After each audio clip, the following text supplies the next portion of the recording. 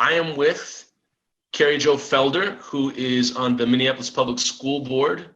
KerryJo, can you tell me a little bit about how you got involved with the Minneapolis Public School Board and, where you started out in Minneapolis? I had moved back and bought a home on the north side, and I had heard that they were trying to close North High School, and that was the high school that I attended. And so that was 2010, the end of 2010. And so myself and 799 other people went down to protest the closure of the school and won. And so that's where it all began. And then sticking with it to make sure that it received programming. They whittled us down from 400 to 125 to 13. and I was part of the 13, so I stuck with it. And then here I am. All right. And what was, just real quickly, what was the reason they were looking to close North High School? Low attendance. And then also they had, they were going to open up Minneapolis College Prep.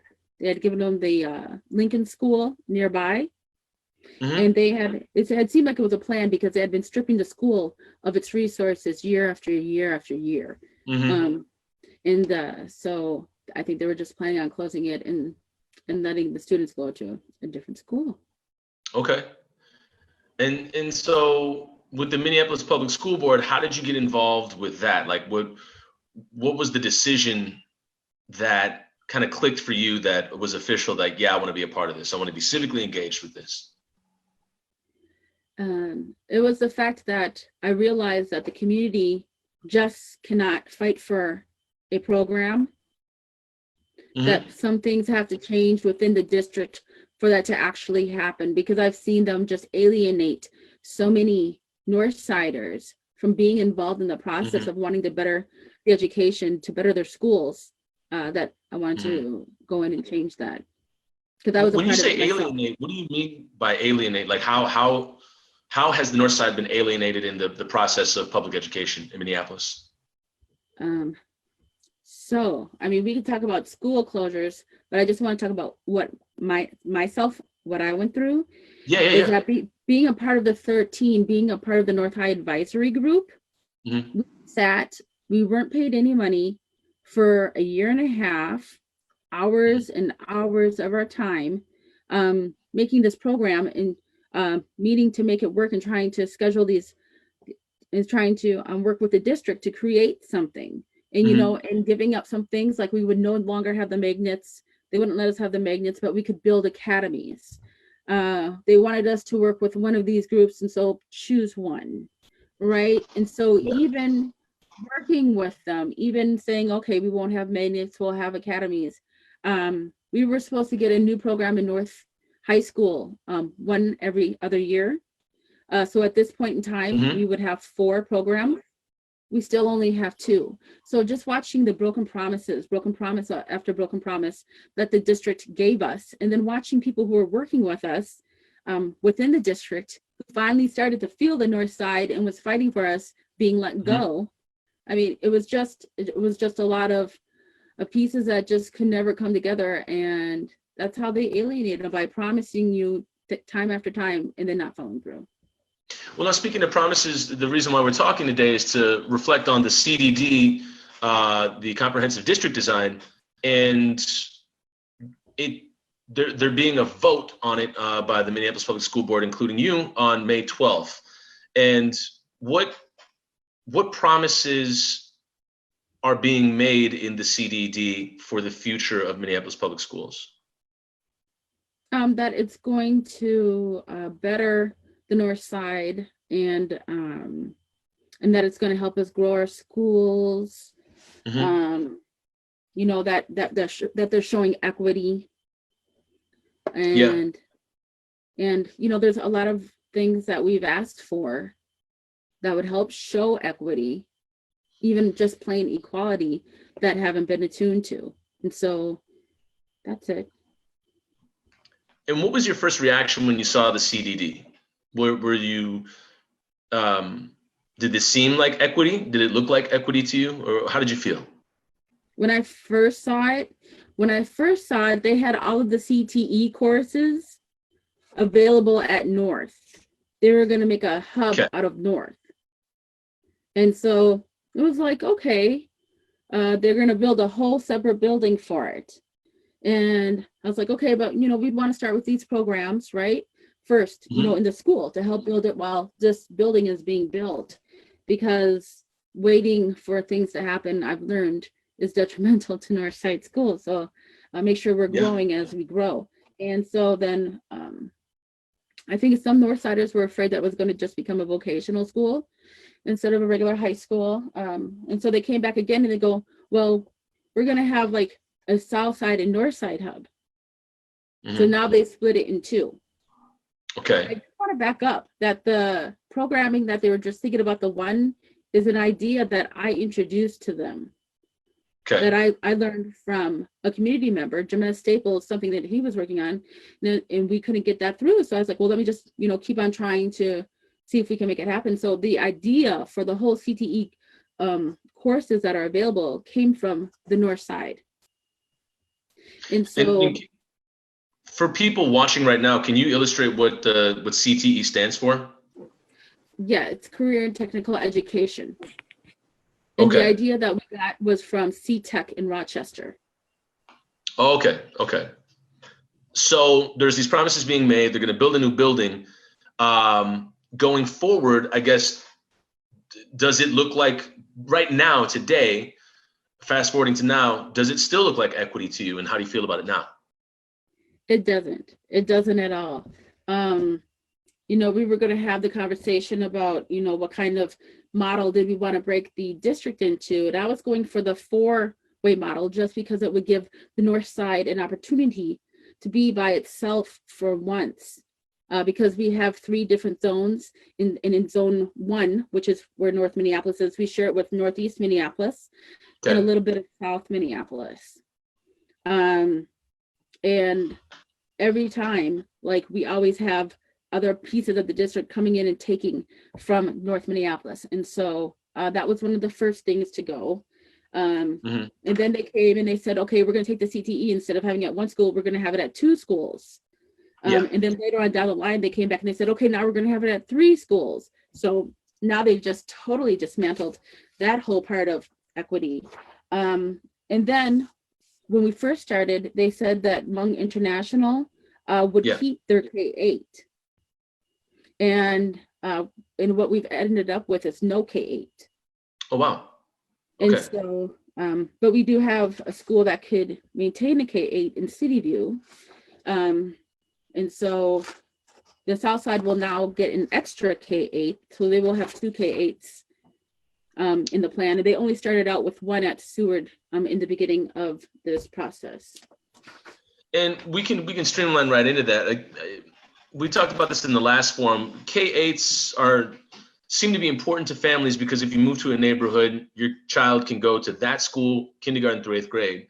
What are the setbacks of breaking up K through 8s for families that move to a specific neighborhood for that K through 8? I think so. There's a couple of setbacks. Over north, we have some unsafe places over north. So one of the setbacks is that we're going to have the younger kids walking home when some of those families, like my Latina families and my Hmong families, they like the K-8 system because they like to keep their families together, and so they won't have those anymore. And the other thing is just the comfortability that students feel in a K-8 because they do get to stay there longer. And I think that's really important to my families, my ELL families as well. Yeah, and I can kind of speak to that as well. Being a former student that grew up in Minneapolis Public Schools, I went to a K through 8. Was the open program that started at Jefferson, and then wound up going to Wyndham Open School, which is now, I believe, a Spanish immersion school. I'm not quite sure, but it was incredibly impactful to be with a community all the way through. And I can't imagine, breaking it up or doing something different than that. But I just remember certain families moving to that part of the city so they could be part of that K through 8. So with the CDD coming through, if it goes through and it breaks up these K through 8s, my question is, what happens to the north side? And do families then have to bus their kids somewhere else once they reach 6th grade? Or what does this look like, and how does this work out that you've heard in meetings? Right. So at Munger International, 568 students are in the 6th to 8th grade. So they lose all their students.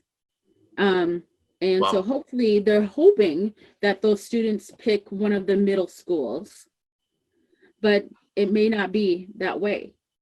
We've got a lot of competitions in North Minneapolis and surrounding North Minneapolis for students.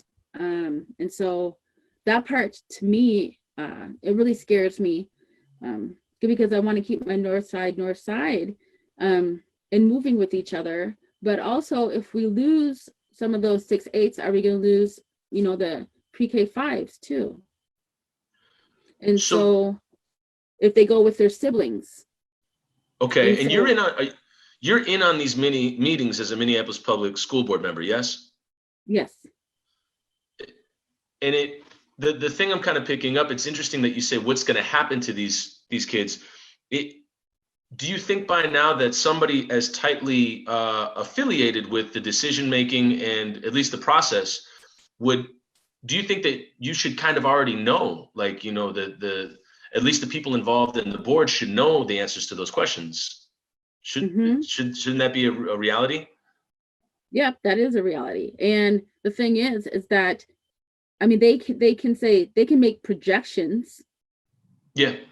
But it's not real, And those numbers, I like to deal with real numbers. Yeah. And go ahead.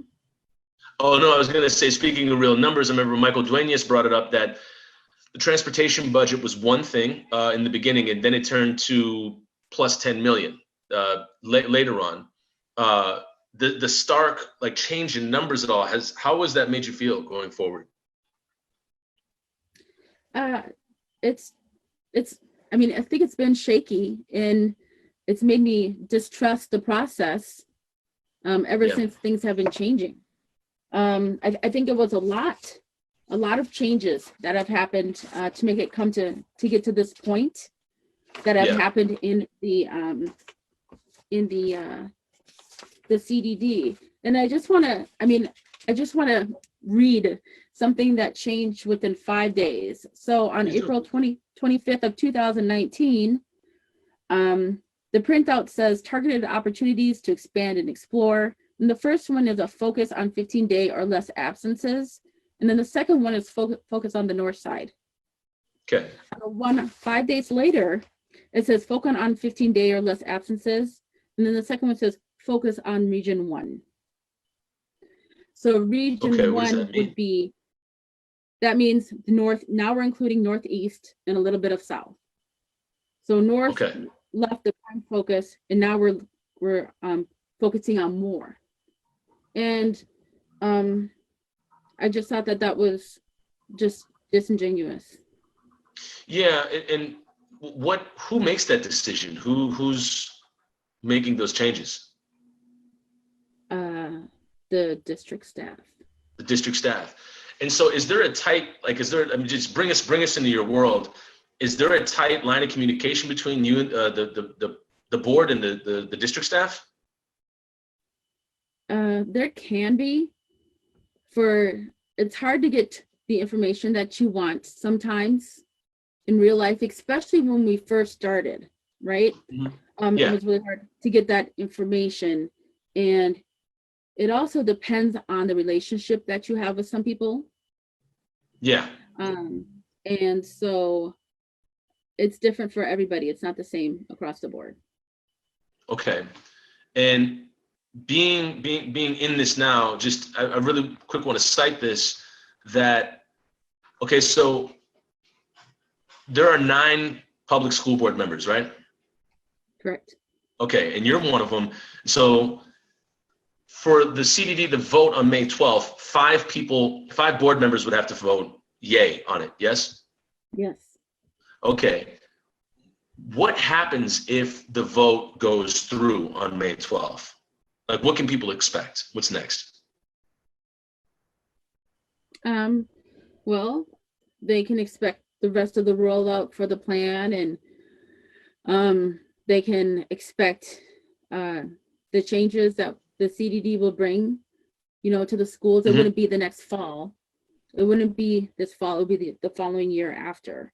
So they can expect those 2021. changes to start 2021. Yeah, they can start 20. Yeah. Okay. And all right. And so just to go through this real quick, and so people can understand what's at stake. If 57% of North Minneapolis elementary students who attend a school other than their neighborhood school will be assigned to a different school if the CDD goes through, and 33% of Minneapolis Public School K-8 students who attend a magnet school today are 62% students of color. So this sounds like it's going to be a major shift for North Minneapolis and for students of color. My question is this shift going to help? And if so, why? If not, why? Because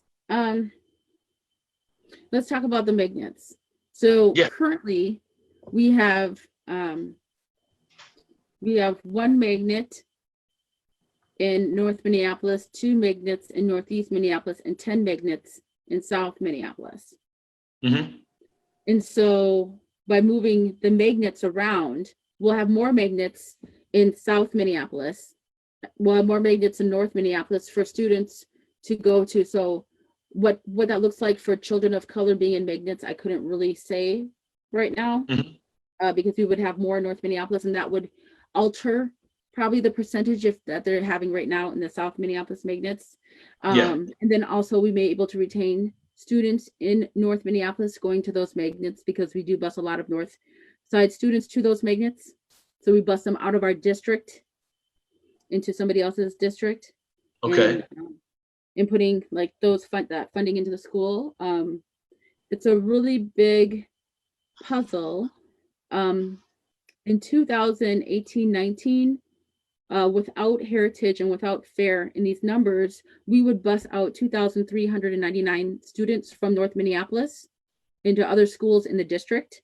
Wow. Which comes to like $14 million in its lowest form. Okay. That we would bus out of North Minneapolis. And so by gaining another 2 more magnets, we're hoping that the students would choose it. And so those numbers might offset each other. Okay, so correct me if I'm wrong. If you're busing children, 2,300 some children out of the north side of Minneapolis, is that taking money away from the schools in North Minneapolis? Yes. Okay. Also, very quickly, an audience member asked, when you talk about the district staff, is there anybody in specific, or is it just the all of the district staff when you say when they're reaching out to you, or the relationship you have with them? I have a good relationship with our board administrator. Okay. But I think that's really about it. I think like you can have a good relationship, but there are other people who have better relationships, I think, who are able to help put into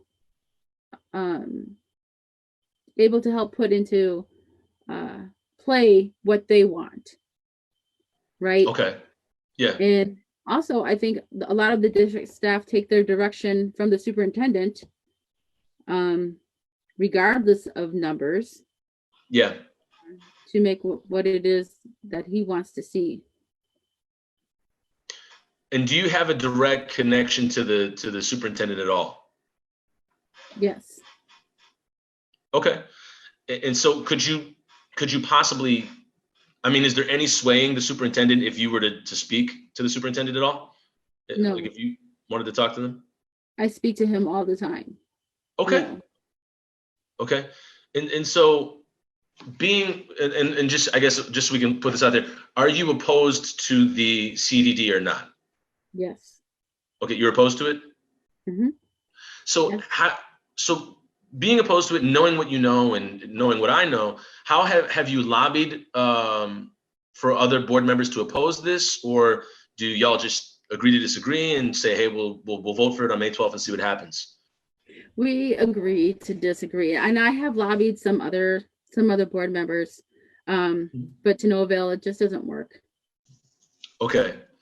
And so I guess so it's everybody is kind of staunchly where they are, it sounds like. What do you think it's going to take for board members, the superintendent, for people to really start responding to what sounds like a large disparity that will, an even larger disparity that will be created in on the north side if the CDD goes through? How do you think that other people are going to realize what you already know? I think that people, I mean, they pick up on different things every time, right? So the last time we had a meeting and I talked about the disparity in the size of the boundaries for the schools, you know, somebody was like, oh my goodness, I didn't realize it was so small for one school and so large for the other. Yeah. Right? Yeah. But that doesn't necessarily change their mind. And now you made 2 requests for the dual immersion programs and trade programs. And how were those received when you proposed those for the CDD?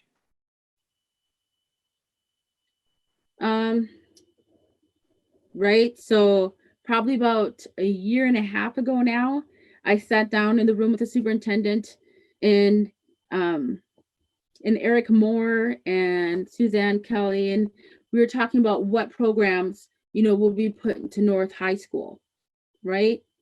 Out of the CTE, like what programs were important. And so I gave him those programs that were important. And so that started like a long time ago.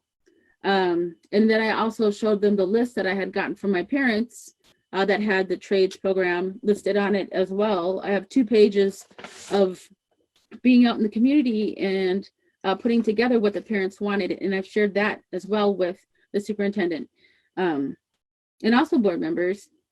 And so, you know, even though we've been fighting for a long time, I was on the phone with Dan McConnell, who is a trades president, earlier today, and they would like to see a trades program at North, and help with that, and help with fixing up the room for it, for where they put the trades program. But the whole thing is like money, right? So it's going to take like $2.6 million to redo the trades room that we have, when people who from the trades walk in aren't necessarily seeing that. So and this was not, did they put this into the plan, or did they reject this, or how was this received? They rejected it. They said they already have that portion at Roosevelt and South Minneapolis, and so they weren't going to put it at North. And I said, so what we're going to do is we're going to have students from North, you know, go all the way over South for different pieces, and we can't even get our students to not fight each other sometimes, because you know we have the highs and the lows over here. I'm just being honest. So they're going to go to the Bloods and the Crips. That would be the South side, right? And it's like, you guys don't even understand the makeup of the city in order to do these things. You know, and the just the accountability of how many students we would have going and doing these programs. We could afford to have one in North Minneapolis. And also, that was one of the requests from the North High Advisory Group in 2012. So even prior, we've been asking for a very long time for that program. And it's interesting because I hear you use, you know, the verb asking a lot. And it reminds me of certain districts in Milwaukee a long time ago, where they would take students out of neighborhoods of color and low income neighborhoods and bus them out to Mequon. And Mequon, for people that don't know what Mequon is one of the richest suburbs in all of Wisconsin. And what ended up happening was you bus all these students out of that district and into, you know, another place with a very, you know, shining, very wealthy infrastructure.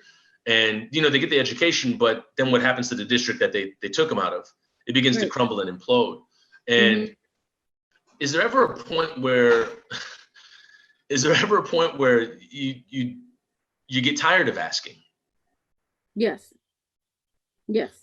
And I would just assume so. I mean, I wanted to ask that because the position that a lot of us are in, or that you're in, or a lot of families are in, is this position of, waiting and wondering and asking and hoping. And I think at the end of this, we'll get to what can people actually do, but I just wanted to touch on that really quick. Just to jump to a question here from somebody else that's watching. How has the Minneapolis Public Schools staff demonstrated that this plan will improve academic outcomes? So they give us the stats that they have for the K2 literacy program. Okay, that works, but we don't have to have the CDD for that to go through, right? Because we already have that. How this is going to work, they just show us like, hey, this is more equitable. We're gonna have more bandits here, and we're gonna do that. And so, to me, we're still lacking pieces for me to believe their numbers, and how it's going to work for all of the students. Yeah, and I think the key word is demonstrating. Has it demonstrated that it's going to improve academic outcomes to you? No. And what would you need to see that would demonstrate that it's going to improve academic outcomes to you? The whole point of having this was to increase academic options. Yeah. That's why in the very first, they were going to do it all at North, to give all the students academic options. Yeah. And then they took it away.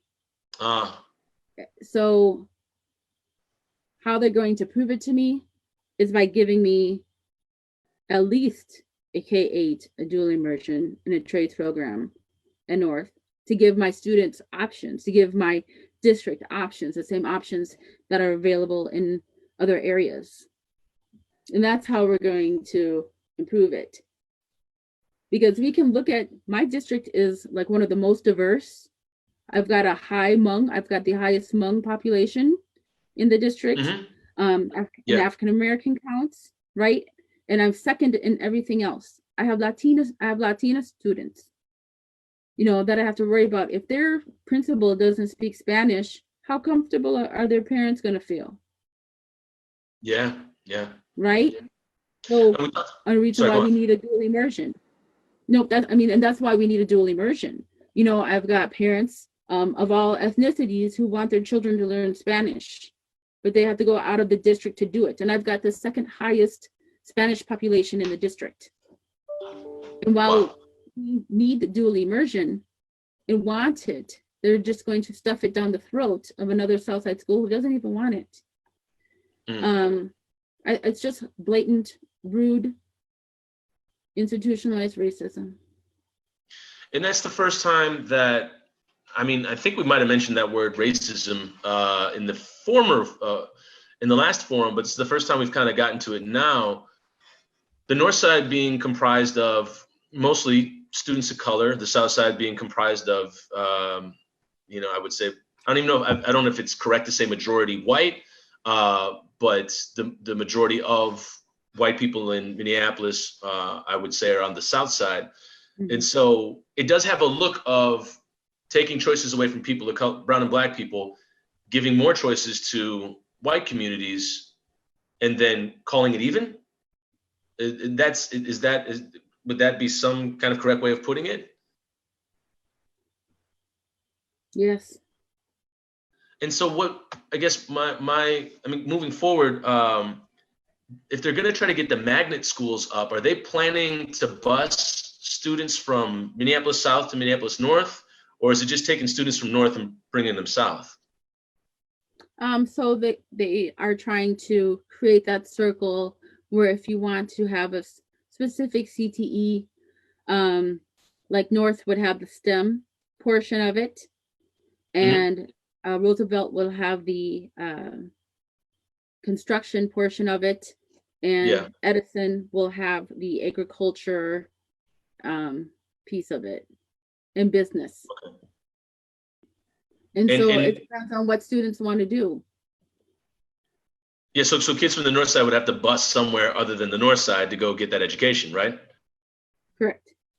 I mean, but So Southsiders would have to come to North in order to get those CTE classes as well. So that's how they're trying to integrate the city. and I got to ask you, like, truthfully, how do you see that panning out? Because historically, I don't remember a lot of students at all busing from south to north. Do you see that happening? So another question we have here. I don't know. I couldn't really tell you, but I can tell you this though, is that I also have white students and I have a white community as well on the north side. Yeah. And they're growing, right? So if we had the programming that we needed to give my community options, we could totally desegregate ourselves. Like, we don't have to go through all this movement pieces. And that's what they should have looked at first. But because other areas don't have those same pieces, they have to take our kids for certain to create that. So in the very beginning, the whole CDD was talking about market share. And then they changed it to reflect the lawsuit, the desegregation lawsuit. And what's that's that lawsuit? changed the toll of real equity. What's the lawsuit, if you can mention that real quick? The Guzman Cruz lawsuit. Okay. Mm-hmm. And so the idea is that the north side could desegregate regardless without the CDD. Yes? Right.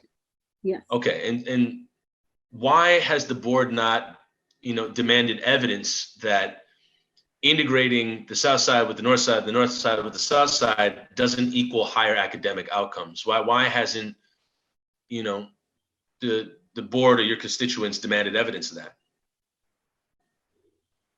I think they have. I don't think they can produce it. Oh, okay. So another question from the live feed.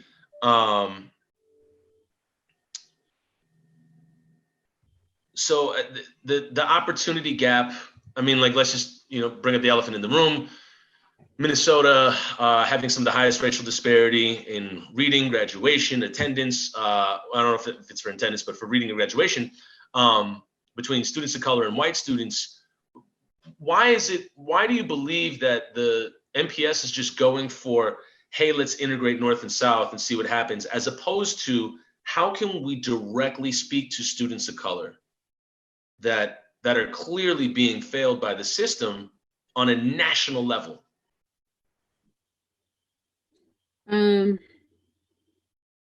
That's my question. And that's what I've been wanting to see. That's the hard work. That's the deep work that needs to be done. Like, I think this is a lot easier to do, the CDD, what they're doing now, than to do that work right there. Mm-hmm. And it's hard when you have people who don't understand different cultures trying to lead the way. And it's hard when white fragility gets in the way. Mm-hmm. It's hard when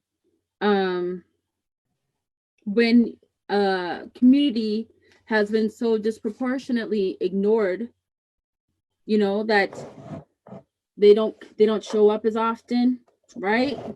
Because they've come time and time again and put in time. And the one time that they don't come, it changes.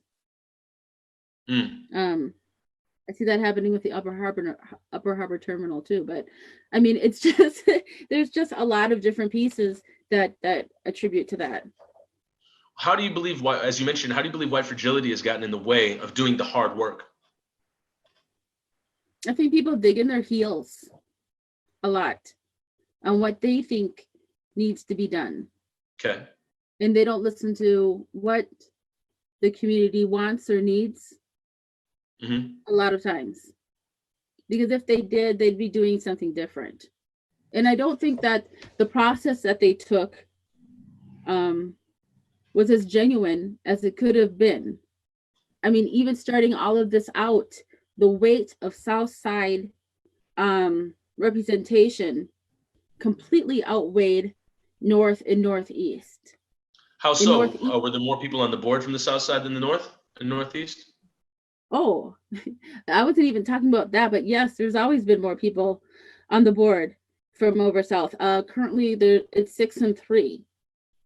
Oh, and Before, what is the current vote opposing the CDD right now that you believe is going to happen? pardon? What's the current people that, how many board members, including yourself, are opposing, do you believe are opposing the CDD right now? Well, I think that some people who want to have conversation out of the amendment that I'm going to bring forward is 2 Southsiders and 1 Northsider. So it's 6-3 right now.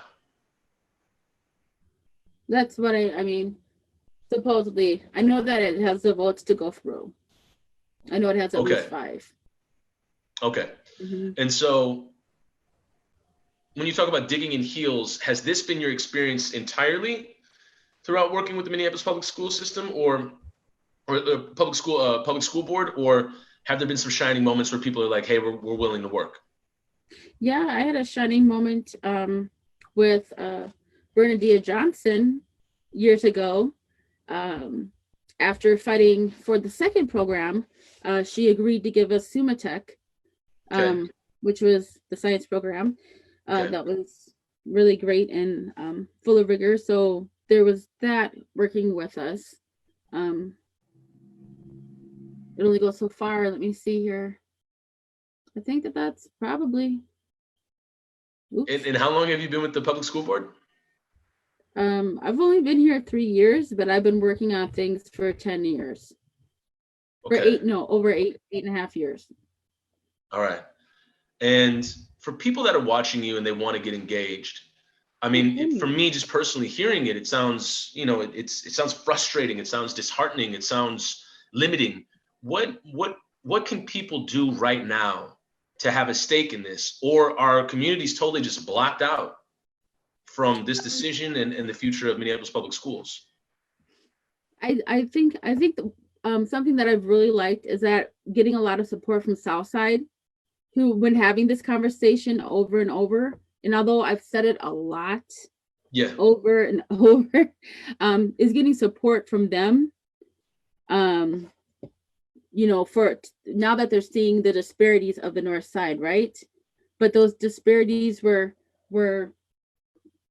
pulled over because they always have been the loudest ones in the room. Yeah. Right. And then so there's that part. And then also the way that things used to run within the district was that always the squeaky wheel got what they wanted. And so when money would come in, everybody would go and they would say, oh, we need this, we need this. There was no plan to equally distribute the monies amongst the districts. And that had gone on for quite a while. Which led to the closures of, a lot of Northside schools so that we could feed Northeast schools when they were facing a lot of white flight. Yeah. Yeah. Somebody did write in, they said MPS CDD has not demonstrated that it will improve academic outcomes. It's simply an uprooting and destabilizing overhauling process. Close the education opportunity gap, deal with that. So I would say that that's half and half, right? Okay. So nope, I don't think that it's really shown that it's going to do that. However, it does show by the magnet count, like North Side would get more magnets and the South Side would lose magnets. So when you're looking at the funding for magnets and you're looking at the integration funding, right? Yeah. Every year we give $4.5 million for transportation to bus students to magnets. Got it. Well, if North Side only has 1, Northeast has 2, and the South Side has 10, that means that the South Side's getting 10/13 of that money. Yeah. So, I'm looking at it kind of both ways, but in the final end, does it prove anything? Only that's equally equalizing the magnets. Yeah, and it has yet to prove itself that if you put more magnets on the north side, that things are going to close the gap and get better as well.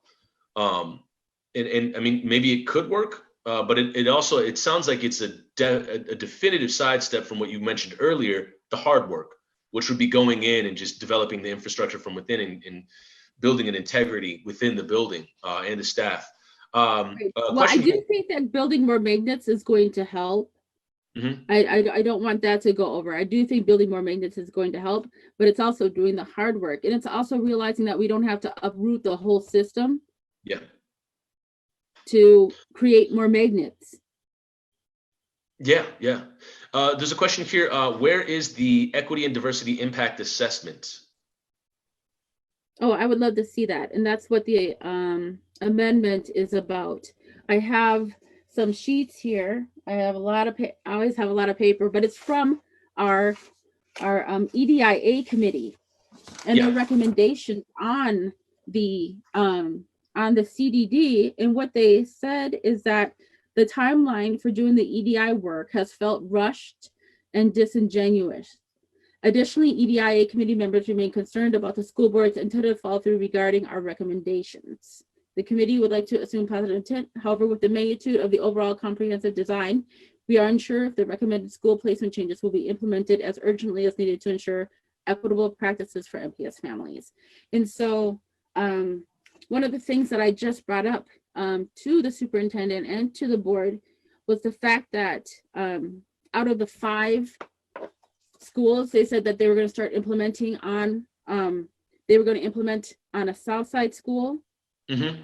I'm sorry, they were going to implement on a northeast school, and then they were going to implement on a south side school, and then they were going to implement on another northeast school, and then they were finally going to get to the implementation of North High School.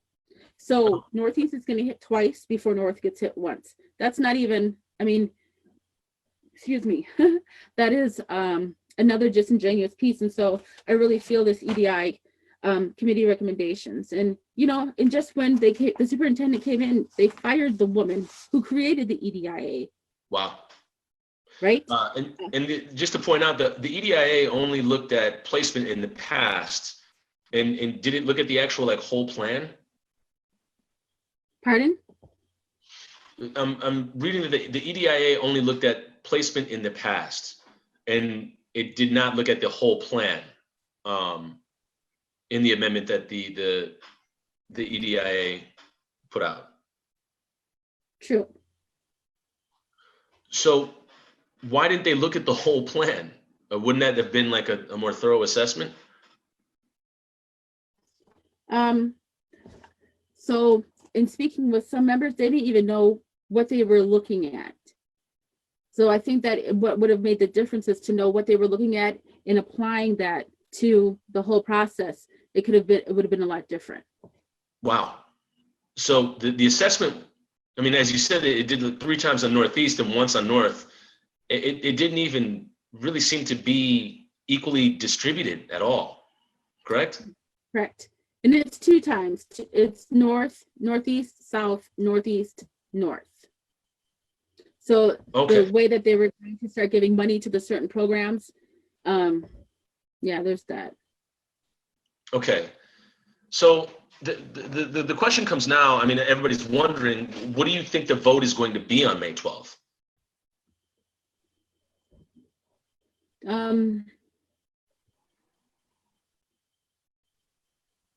I think just from being in the meetings and being a board member, you being on the inside, like bring us into your reality. Like what is the general air? You're saying that people are, you know, agreeing to disagree, and how do you think it's going to happen? Like, what do you think the vote's going to be? I think it's going to be 6-3. Okay. And is there any possible way to delay the vote at all? And if so, what good would that bring? What good would that do at all? I think that that's what I'm going to try to do. You know, I'm surprised that the vote would be 6-3. School board members have come to my meetings, or they've shown up, you know, on screen to my online meeting that I did for families, because I keep having these meetings to go back and forth and show everyone, what was decided upon. But it's to no avail. I think people are getting what they want in their community, and there's not much thought about some other ones. Okay, and is there a possibility that the vote will get delayed? I mean, with coronavirus and shelter in place, I mean, it seems like an opportunity to delay a vote, right? Right. And I'm hoping it will. And then that would put it off for another year. And we have to be, weary of that. But I think that we as elected officials, we represent parents and we represent our community members. And if me, myself, I'm overwhelmed with COVID. So I'm sure they're overwhelmed with COVID. And, I have a job that I do, and I have my 2 kids that are sitting there and they're asking me, how do you do this? It's a lot going on right now. And I think that we have to realize that some of us had privileges. I'm going to say that again, that some of us had privileges. And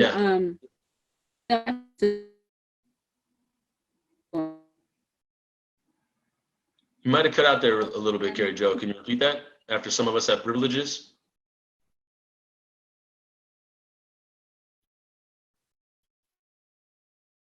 KerryJo, you still there?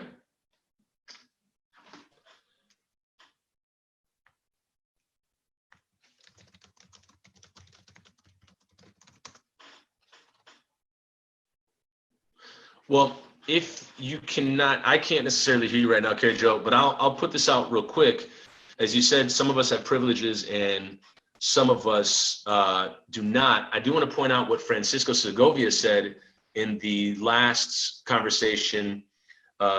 He pointed out that when there are massive, illnesses sweeping a community or a state or a city, people that usually suffer the first and foremost are people in vulnerable areas, which would be low-income communities and people of color. Yes.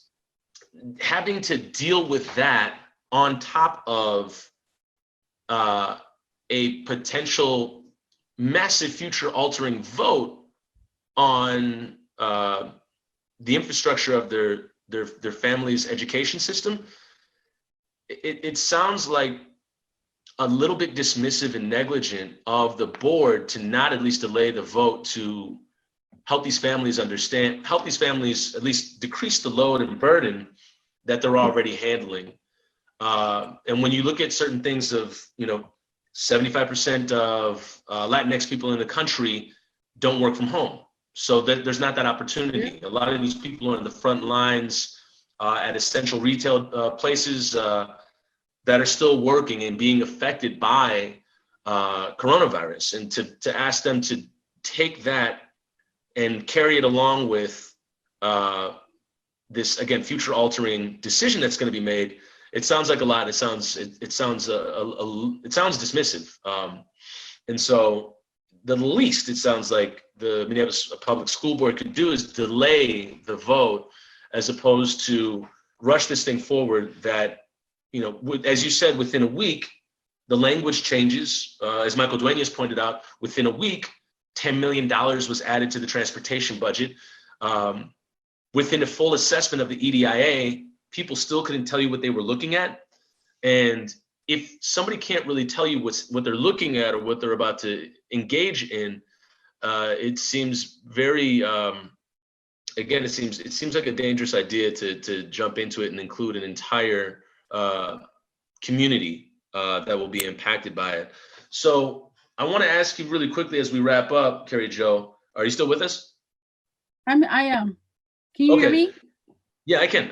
No, I agree. I mean, I think that's when I bring up privilege, knowing that, people of color are being mainly affected by this. I mean, after the nursing homes, it's our communities, and we don't have, I mean, it's the food situation, it's the housing situations, it's all of these stresses that are put on there. And we know that COVID-19, stress is an underlying condition. Absolutely. For that disease. Mm-hmm. And so I think it's completely negligent to pass this while families are going through this. Absolutely. And they ask where my family is. Like you said, they're working. They're out doing these pieces because they don't have the luxury from working at home. From home.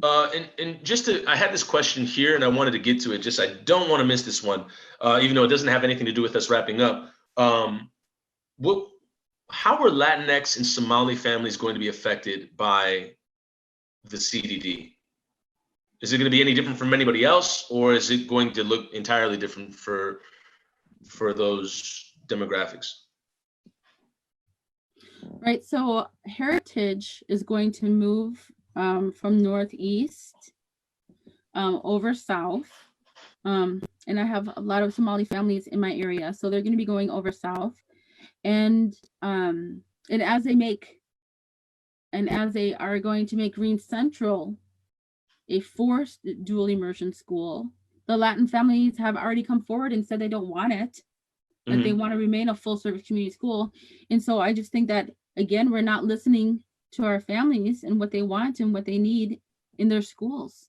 And I think, are there any Latinx members on the Minneapolis Public School Board? No. Okay. Do you think that could have something to do with the lack of consideration and also leaving Latinx people out of the language of the CDD? Yeah. Okay. There's a question from the live feed. Is money being allocated in the wrong way? The CDD doesn't seem to be financially sustainable for the district. Well, I would say yes. Why? Because I don't think that we need to go through all of those changes to start building programs and to get our kids back.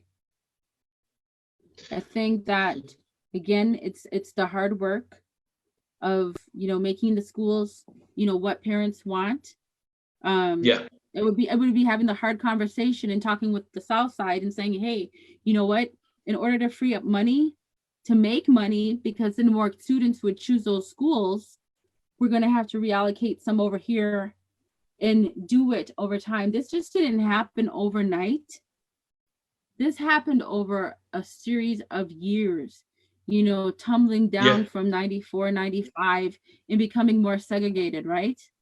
And so, and also in working with the state, I think that we really need to, push Governor Walz to fully fund public schools, right? Because that's another issue too, that the schools who have children who have higher needs or ELL, we need those monies. It's like even coming from the state that it's been deemed that these schools are going to get less because we have to pay out certain monies. We only get a small portion of what we have to pay out 100% from the state. And so there's a lot of pieces and wedges and working pieces stemming on down. So, and also, I mean, just from Michael Duenas pointing out, that the how do I say, the $10 million shifting within a week, that sounds like bring me into the relative nature here. Is $10 million a lot for the CDD, or is that just a drop in the bucket? That's a lot for the CDD. Okay. And just to wrap up the rest of the questions here, is money being allocated? What can we do to help stop the CDD? Somebody asks. I mean, I think that we can,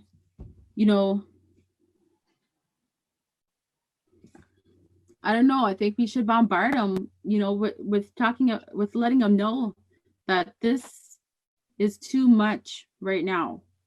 Like, whether it was a great idea or not, we put that aside. If we can't have the input and we can't have our parents heard and seen during this time, like, we should be putting this aside and working on our families. Are all of our families good? Is everyone taken care of? Does anybody have COVID-19? How can we help? Exactly. And, working with multi-tiered systems of support, we get away from the wraparound services, right? And so we don't have enough counselors. We don't have enough social workers.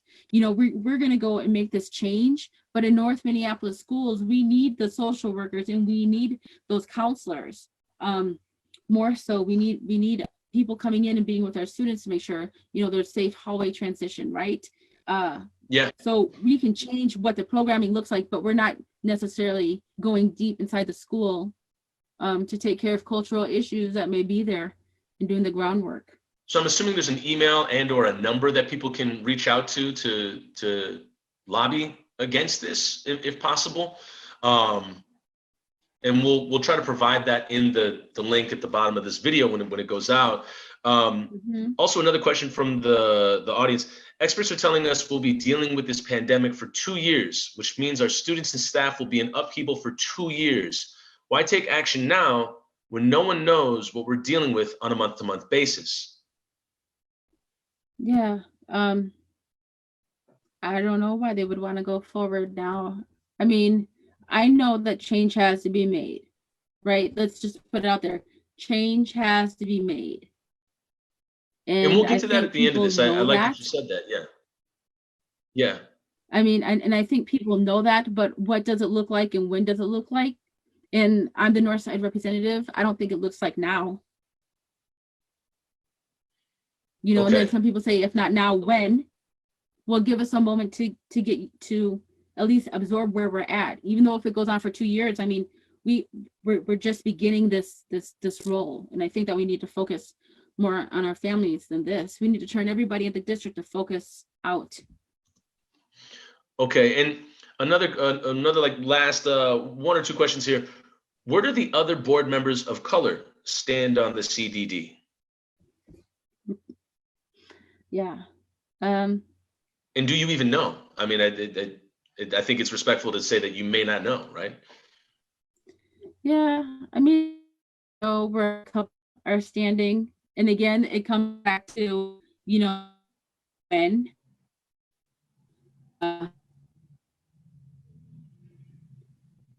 I don't know. I think it's different when you realize what the communities are going through. Okay.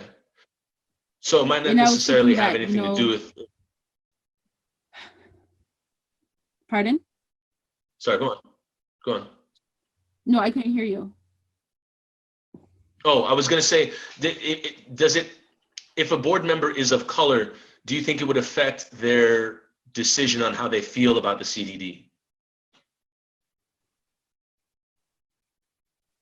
No. Okay. I mean, given as we've discussed this, it sounds like the CDD will impact students of color the hardest, the North Side the hardest, even special education pretty hard, bilingual students very hard. It's gonna affect our Latino and our Somali families too. Yeah. No, absolutely, and that's that I think that's my guess why they maybe asked that. Also, there is a car protest tomorrow, Friday, 3 p.m., and it's meeting at the McDonald's near the Davis Center. I'm being told it's a car protest, and so and it's and you can look for it on our MPS, CoPal, Racial Justice Network, and Kids First. So I do want to get to to what you brought up in that last answer. You're saying that change has to be made, and from what I'm hearing from you is that the CDD may not be the change that needs to be made. If the CDD is not it, and we're talking about white fragility getting in the way of people wanting to do the hard work, we're talking about a legacy of white supremacy, perhaps not being addressed in some of the the proposals that are being made. I love that you said that this didn't happen overnight. And when you look at the legacy of Minneapolis Public Schools and Minnesota in general, none of this happened overnight. And the racial disparity is nationally topping in Minnesota for employment, law enforcement, and education, which means that if you are a person of color here, you have a very low chance of having a job, you have a high chance of being coveted by police, and you have a low chance of graduating high school, let alone being able to read. So given that's the climate in Minnesota, and perhaps even more so in Minneapolis, if the CDD is not the change that needs to be made, what is the change that needs to be made? What's the first step that we can take? Well, I think the first step that we need to do is we just need to equalize the funding and the monies. It would help to equalize the magnets, right? So equalize the magnets where everybody is, right? We can do that and redirect funding. The other one is to change the boundaries around the schools, and then also put in more programming. You know, if there is a K-8 over South, we'll put a K-8 over North. If there's a dual immersion in Northeast and South, put one over North. Yeah. Right. All of these little pieces, right? We've been wanting a trades program since 2012. Give us the damned trades program. Yeah. Like, you had the community come out, 400 people sit in the North High auditorium to say, we want a trades program. Why not? Yeah. You know, why not do it and start giving this, you know, and building those schools where they are to bring our students back to the schools. Because that's the thing about the North Side, is we have so many kids who are going to charter schools, private schools, or out of the district. We could be an educational empire on the North Side. If they chose those schools, we would have so much funding in those schools, it would be crazy, right? Yeah. And that's why they thought it was okay to take our students and send them out to different places. I think the very first thing is to recognize what we could be. And the second thing is for the community to understand that and get involved and choose the North Side schools and choose to fight for the North Side schools, because we shouldn't have to go anywhere else. And you coming up on the North Side, it just made me think of this. You know, I think narrative is really powerful. And my kind of final question to you is, how does that make you feel, you know, growing up in the North Side and not being asked really at all, but being told, you know, throughout your life, and now watching these other students throughout their lives, that you're going to have to find education somewhere else other than here. It's going to be on the South Side, it's going to be in the Northeast Side, but it might have to be a charter school, you know, funded by billionaires here, maybe, but you're not going to find a public school here that's going to help you. How do you feel? How do you think that affects the psyche of people on the North Side? Not being asked, but being told that you're not going to find a public school here that's going to help you. We got to bus you somewhere else. Yeah, it really makes you give up, and then you want your students to be together. That just happened to me. So I just want to point out something. I was born on the South Side. Yeah. I went to high school at North, but my first and second house over here. But thing is that they said that they had room for my son, but they didn't have room for, or they had room for my daughter, but they didn't have room for my son. Okay. And that my son would have to go to a school in Northeast. Well, the thing is, once you send the children out of the district, my son was going to make friends at his school. And then he's going to want to go, you know, from elementary, he's going to want to go to the middle school with his friends. And so now you straightly change that trajectory of those students. And truly, you know, if one's in third grade and one's in fifth grade, I'm going to send them together. So now I'm sending two kids across the river to get into that trajectory. And that's been going on for quite a long time. And I've had my parents being told that they have to send, my white parents, right, that they have to send their kids to Waite Park, you know, because one of our schools is full. Like, one of our schools is full, and we couldn't even build onto that school to hold the capacity of what it could be. I have one super full bursting at the seams school, right? And we couldn't build onto that capacity. But we can in schools on the South Side. We can build extra, you know, so it's even how we spend our capital dollars and how we build up the schools that are wanted or needed. But the thing is that it's made a big difference. And I know that Rebecca Gagnon and I brought that up my first year on the board. The placement protocol is very, very important, and it's been twisted for years. in my opinion. Somebody wanted me to point out that charter schools are public schools. However, they are not part of the Minneapolis Public Schools. Charters are funded with public dollars. I think that's what they said. Yeah, and private dollars. I'm gonna just stick with my public schools or public schools. Yeah. That's why they're called public schools but and charter schools. It's public schools and charter schools. Or is it Yeah, charter public schools? Got it. And but they also said that charters, they take that funding away from the Minneapolis Public School Board, just to get us up to date. Last question I'm going to take from the audience here. What was the work? What was the work that you and Northside Families did for recommendations on that you did for recommendations that you created together, and how they were ignored in the CDD? Pardon? So it says you did some work for recommendations Yes. on the CDD with Northside Families, but then they were ignored. Right. Did a lot of work. We had a lot of parents who came out time and time again to help put the recommendations together, because I got excited about the CDD. So I did the work. I went out into the community. I said, okay, you guys, what do you want?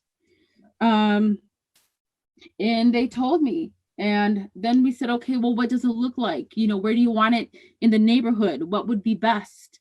How do we work this out with the schools that we have? And so in doing that work, I think that the parents are really disappointed, that it's not happening yet again for them. Yeah. And so that's the work that really needed to be done. That's just like that. Like, what is most important to you? What do you need?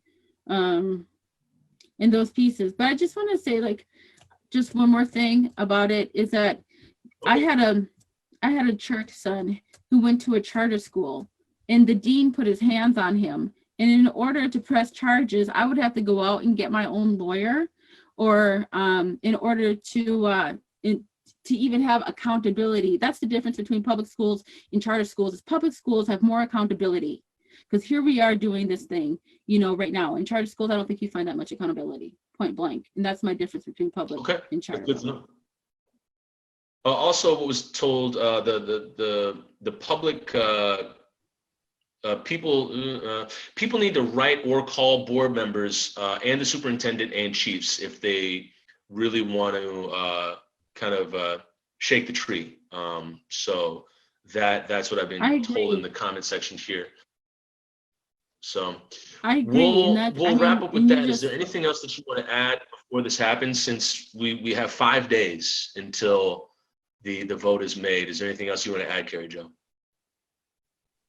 No, I would just say flood them with how you feel. That's what we need to be adhering to right now, is how our families are feeling and how we respond to it. I think is very important, and you have to hold people accountable where they're at. Exactly. Well, thank you so much for the time and energy today. I know that you're busy. I know that everybody is under duress right now and pressure, and so I really appreciate you taking the time to have this conversation. That frankly seems tough for everybody to have, because it sounds like a train is moving, and everybody's doing something to either advance it or slow it down, and it sounds like it's taking a toll on a lot of people. But I thank you for your time and energy today. Yeah, thank you for Tucson. Thank you for having me. No problem. Have a good one. And anybody who's watching, check into Site Forums on Facebook, and we'll be talking about this more. Bye-bye. And they know they can catch me on Facebook. I'll answer more questions. Oh, absolutely. And KerryJo Felder on Facebook, you can find her there and ask her questions there. So thank you for joining, and we'll see you in the next one.